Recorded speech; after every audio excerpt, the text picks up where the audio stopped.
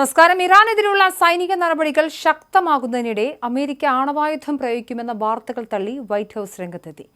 Vice president JD വാൻസിന്റെ പ്രസ്താവന തെറ്റായി വ്യാഖ്യാനിച്ചതാണെന്നും അത്തരമൊരു നീക്കങ്ങൾ ആലോചനയിലില്ല എന്നും ഭരണകൂടം വ്യക്തമാക്കി. പ്രസിഡന്റ് ഡൊണാൾഡ് ട്രംപ് നൽകിയ അന്ത്യശാസനം നടപ്പിലാക്കാൻ ഇതുവരെ ഉപയോഗിക്കാത്ത പല ആയുധങ്ങളും അമേരിക്കയുടെ പക്കലുണ്ടെന്ന് JD വാൻസ് കഴിഞ്ഞ ദിവസം പറഞ്ഞിരുന്നു. ഇതിനെ തുടർന്ന് ട്രംപ് ഭരണകൂടം ഇറാനെതിരെ ആണവായുധം പ്രയോഗിച്ചേക്കുമെന്ന് മുൻ വൈസ് പ്രസിഡന്റ് കമല ഹാരിസുമായി ബന്ധപ്പെട്ട കേന്ദ്രങ്ങൾ ആരോപിച്ചിരുന്നു.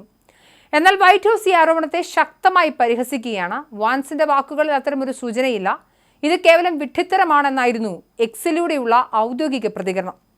ഇറാനിലെ എണ്ണ ഉൽപ്പാദനത്തിന്റെ കേന്ദ്രമായ ഖാർഗ് ഐലൻഡിലെ സൈനിക കേന്ദ്രങ്ങൾക്ക് നേരെ അമേരിക്ക ഇതിനോടകം തന്നെ ആക്രമണം നടത്തിക്കഴിഞ്ഞു. ഹോർമുസ് കടലിടുക്ക് തുറന്നു കൊടുക്കണമെന്ന ട്രംപിന്റെ സമയപരിധി അവസാനിക്കുന്നതിന് തൊട്ടു മുൻപായിരുന്നു ഈ നീക്കം. നിശ്ചിത സമയത്തിനുള്ളിൽ വഴങ്ങിയില്ലെങ്കിൽ ഇറാന്റെ സിവിൽ ഇൻഫ്രാസ്ട്രക്ചർ പൂർണ്ണമായും തകർക്കുമെന്ന് ട്രംപ് മുന്നറിയിപ്പ് നൽകിയിട്ടുണ്ട്. ഇറാനിലെ ഓരോ പാലങ്ങളും വൈദ്യുതി നിലയങ്ങളും നശിപ്പിക്കുമെന്നാണ് ട്രംപ് വാർത്താ സമ്മേളനത്തിൽ വ്യക്തമാക്കിയത്. ഇത് മനസ്സിലാക്കി അല്ലെങ്കിൽ ഈ അദ്ദേഹത്തിന്റെ വാചകങ്ങളെ മുൻനിർത്തിയാണ് JD വാൻസ് സംസാരിച്ചത്. JD വാൻസിന്റെ അഭിപ്രായത്തെയാണ് ന്യൂക്ലിയർ ബോംബുകൾ അമേരിക്ക ഇറാനിലിടുമെന്ന തരത്തിൽ തെറ്റായി വ്യാഖ്യാനിച്ച് അമേരിക്കയിൽ പ്രചരണം ശക്തമായത്. ഇതിനെയാണ് ഇപ്പോൾ വൈറ്റ് ഹൌസ് ഔദ്യോഗികമായി അത് തെറ്റായ വാർത്തയാണ്, അങ്ങനെയൊരു കാര്യം അമേരിക്ക ചെയ്യില്ല എന്ന് സ്ഥിരീകരിക്കുന്നത്.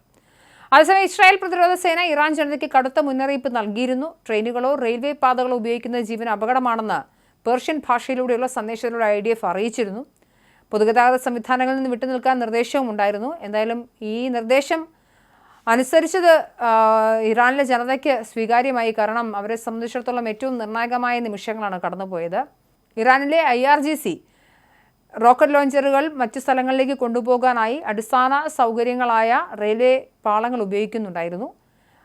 ഇത് തടയാൻ വേണ്ടി റെയിൽവേ പാളങ്ങളെ റെയിൽവേ സ്റ്റേഷനുകളെയും ഇസ്രായേൽ ആക്രമിച്ചിട്ടുണ്ട്. 10-ലധികം കേന്ദ്രങ്ങളെയാണ് ഇസ്രായേൽ തെരഞ്ഞുപിടിച്ച് ആക്രമിച്ചിട്ടുള്ളത്. മേഖലയിൽ യുദ്ധസമാനമായ സാഹചര്യം നിലനിൽക്കുന്നതിനാൽ വരും മണിക്കൂറുകൾ എന്തായാലും നിർണായകമാണ്.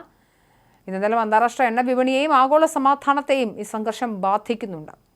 എന്തായാലും ഇന്ന് രാത്രിയോടെ ഇറാൻ അവസാനിക്കുമെന്നാണ് US പ്രസിഡന്റ് ഡൊണാൾഡ് ട്രംപിന്റെ ഭീഷണി. ഹോർമുസ് കടലിടുക്ക് തുറക്കാൻ ഇറാൻ നൽകിയ സമയം ബുധനാഴ്ച പുലർച്ചെ, അതായത് ഇന്ത്യൻ സമയം ബുധനാഴ്ച പുലർച്ചെ 5:30 വരെ സമയം നൽകിയിട്ടുണ്ട്.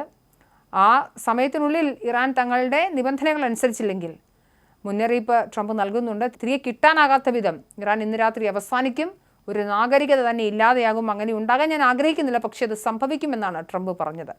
ലോക ചരിത്രത്തിലെ ഏറ്റവും പ്രധാനപ്പെട്ട നിമിഷങ്ങളായിരിക്കും ഇന്ന് രാത്രി ഉണ്ടാവുകയെന്നും ട്രംപ് പറഞ്ഞു. അതേസമയം ഇറാനിലെ തലസ്ഥാനമായ ടെഹ്റാനിൽ ഇസ്രായേൽ നടത്തിയ വ്യോമാക്രമണത്തിൽ നൂറ്റാണ്ടുകൾ പഴക്കമുള്ള ജൂത ദേവാലയം പൂർണ്ണമായി തകർന്നതായി ഇറാൻ മാധ്യമങ്ങൾ റിപ്പോർട്ട് ചെയ്യുന്നുണ്ട്. ആക്രമണത്തിൽ സമീപത്തെ കെട്ടിടങ്ങൾക്കും വ്യാപകമായ നാശനഷ്ടങ്ങൾ സംഭവിച്ചതായും 15 പേർ കൊല്ലപ്പെട്ടതായും ഇറാൻ മാധ്യമങ്ങൾ ഉദ്ധരിച്ച് AFP വാർത്താ ഏജൻസി റിപ്പോർട്ട് ചെയ്യുന്നുണ്ട്.